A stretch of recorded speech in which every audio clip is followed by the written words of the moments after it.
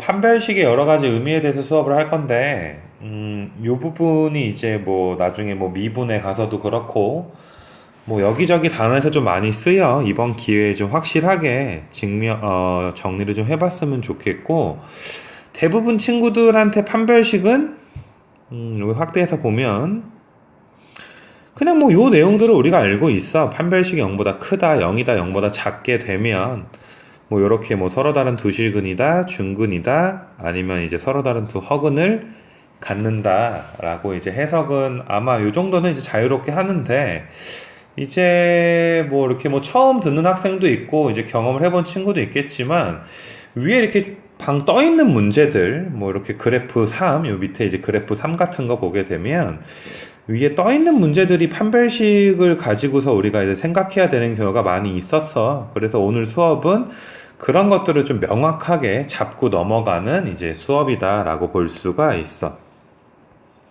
그래서 다시 이제 가볍게 방정식 입장에서 정리해보게 되면, 우리가 2차 방정식의 근해 공식이 이렇게 생겼고 요 안에 있는 거를 우리가 이렇게 판별식이다 라고 이야기를 하는데, 그냥 쉽게 루트 안에가 음수면 이제 허수가 되는 거고, 루트 안에가 0 이상이면 실수가 되는 거니까 뭐 0 이상이면 실근이고 0보다 작으면 뭐 서로 다른 두 허근이다. 요 정도는 가볍게 이제 그냥 알아줬으면 좋겠어.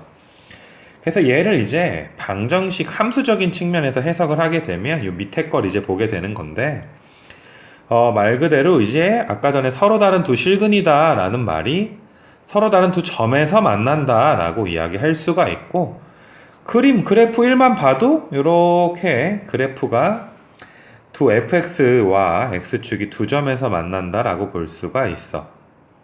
마찬가지로 이제 중근이면 접한다, 뭐 이렇게 교점의 개수가 하나다 라는 것들 이제 배웠었고, 서로 다른 두 허근이면 만나지 않는다. 그래프 3을 봐도 뭐 전혀 x축과 만나지 않지. 그래서 뭐 이런 내용들 이제 중학교 3학년 때부터 뭐 고1 수원 앞부분 이제 배울 때까지 이제 배웠던 내용들이야. 그래서 여기까지는 대부분 알 거라고 생각을 할 거고, 그냥 뭐 예제를 하나 이제 인쇄를 했는데, 뭐 이거는 뭐 지루하니까 얼른 넘어가면 뭐 이렇게 쓸 수가 있지. 그래서 여기는 x축과 이렇게 두 점에서 만나겠구나, x축과 이런 식으로 뭐 접하겠구나, x축과 만나지 않겠구나 라고 해석을 할 수가 있어. 그래서 중요한 건 뭐냐 하면, 방정식 측면에서 이제 그래프 해석을 할 때, 뭐 아까 이제 왼쪽에서 온 그래프랑 똑같은데, 그래프 1은 두 점에서 만나고 그래프 2는 한 점에서 만나고 그래프 3은 만나지 않고, 그래서 방정식이라는 친구는 이제 만나냐 안 만나냐, 두 그래프가 만나는지 안 만나는지, 만난다면 뭐 몇 점에서 만나는지를 기준으로 이제 그래프 해석을 하는 그런 입장을 우리가 배웠고, 사실 이런 것들은 좀 익숙하게 알고 있다라고 보는데, 근데 이제 요거를 조금 재발견 해보면 이제 뭐 이게 그래프 3이 제일 중요해. 여기서 이제 그래프 3을 보게 되면, 얘를 아까 전에는 이제 요 2차 함수랑, 얘를 fx라고 할게. 2차 함수가 x축이랑 그냥 안 만난다라고만 해석을 했었는데, 그냥 이렇게 해석할 수도 있잖아. 여기 fx가 이 x축보다 위쪽에 있다. 항상 x축보다 위에 있다. 근데 x축을 다른 말로 우린 y는 0이라고 불러. 그럼 우리가 fx가 x축보다 위에 있다라는 말은 fx가 y는 0보다 더 크다라고 이렇게 해석을 해 줄 수가 있어. 그래서 사실상 판별식이 0보다 작다 그러면 많은 친구들이 그냥 뭐 2차 방정식의 실근이 존재하지 않습니다, 혹은 서로 다른 두 허근을 가집니다 정도로 이제 해석을 하는 게 좀 기존에 했던 해석이라면, 여기다가 덧붙여서 판별식이 0보다 작다면 지금 이제 위에서 그래프 3처럼 fx가 x축보다 위에 있구나, 혹은 fx가 0보다 항상 크구나, 위에 이렇게 위에 방 떠 있구나 라고도 해석을 해 줄 수가 있는 거야. 그래서 어떤 상황에서 뭐 문제마다 맥락은 좀 다를 수 있겠지만, fx가 x축보다 위에 있어야 되는 상황. 이걸 자꾸 만나지 않는다 라고만 해석하지 말고, 아, 얘가 항상 위에 있구나, 0보다 크구나 라고도 해석을 해줬으면 좋겠어. 그래서 만약에 우리가 요 이제 밑에 예제 이제 보게 되면, 내가 이런 걸 먼저 한번 예를 들어볼게. 여기 문제에서는 이제 0보다 이제 큰 걸 물어봤지만은, 우리 이런 거 한번 봐보자. 내가 이렇게 쓰면 얘는 2차 방정식이야. 이 2차 방정식이 실근을 갖지 않는다. K값 조건을 구하여라. 실근을 갖지 않는다는 거는 이제 서로 다른 두 허근을 갖는다라는 조건과도 같은 조건이 되는 건데, 이런 식으로 문제가 나오게 되면 다 풀어. 판별식 0보다 작다고 해서 풀어.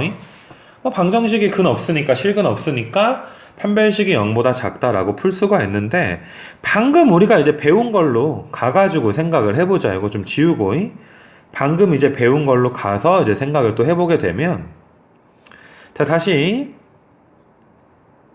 요 2차 부등식이 항상 성립한다. 우리가 얘를 하나의 fx다라고 이야기를 하고, 얘는 우리는 이제 x축이다라고 이야기를 할 수가 있으니까, fx가 0보다 크다는 것은 fx가 x축보다 항상 위에 있구나라고 이야기해 줄 수가 있고, 여기 2차 함수 최고차항이 양수이기 때문에 이런 식으로 x축이 있고, 요 2차 함수가 위에 이렇게 떠 있어야 되겠구나 라고 해석을 할 수가 있는 거지. 요 문제 역시나 아까는 만나지 않는다라고 해석하는 게 편했지만, 지금은 조금 더 업그레이드해서 만나지 않는 거를 항상 위에 떠 있다라고도 해석을 해줄 수가 있는 거야. 근데 아무튼 간에 이런 상황이 벌어지려면 위에 떠 있는 게 만나지 않는 상황과 일치하기 때문에 이 문제 역시 판별식이 0보다 작을 조건이 요 자체, 이걸 구했을 때의 K값의 범위가 정답이 되는 거지. 그래서 다시 한 번만 정리할게. 방정식에 실근이 없다. 그래프에서 이제 색깔 좀 바꿔서 보게 되면, 그래프 3 이제 다시 한번 봐볼게. 한 번만 더 정리하게 되면, 그래프 3에서 만나지 않는다라는 거를 이제 위에 떠 있다라고도 해석을 할 수가 있고, 요 이제 밑에 우리가 방금 요 이제 푼 문제를 좀 이렇게 뭐 어떤 친구한테 설명할 수 있도록 좀 복습을 정확하게 해줬으면 좋겠어. 만나지 않는 것을 항상 위에 떠 있다라고도 해석이 가능하구나. 물론 지금은 최고차항이 양수이기 때문에, 아래로 볼록이기 때문에 이제 떠 있다라고 이야기를 한 건데, 이제 밑에 문제 보게 되면 이 문제는 최고차항이 음수야. 그럼 위로 볼록이야. 그럼 위로 볼록인 함수가 여기 x축보다 이번에는 작으니까 항상 밑에 있구나. 그림을 그리게 되면 이런 그림이 나오게 된단 말이야. 이 모든 실수에 대해서 성립한다는 건 언제나 성립을 해야 돼. 그럼 언제나 이 2차 함수가 x축보다 밑에 있어야 돼. 요 밑에 요 그림 보이지?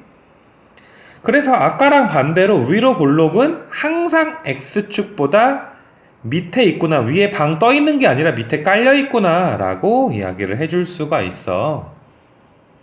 근데 어차피 지금 이 문제를 봐도 어차피 이 2차 함수는 x축과 만나면 안 된단 말이야. x축보다 아래에 있어야 되기 때문에. 지금 이 그래프를 방정식적으로 또 해석을 하게 되면 안 만나니까 이건 역시 판별식이 어떻다, 0보다 작다라고 이야기해 줄 수가 있겠지. 그래서 위에 거랑 정리를 좀 해보게 되면, 자, 위에 것도 아무튼 위에 방 떠 있었는데 얘 역시나 x축과 안 만나는 거고, 지금 이 밑에 것도 보게 되면 2차 함수가 x축 밑에 가라앉아 있는 건 역시 만나지 않는 상황이기 때문에 위의 문제도 판별식이 0보다 작다의 범위가 정답이 되는 거고, 이 밑에 문제 역시 판별식이 0보다 작다 라고 이제 K값 범위를 구하면 정답이 되는 거야.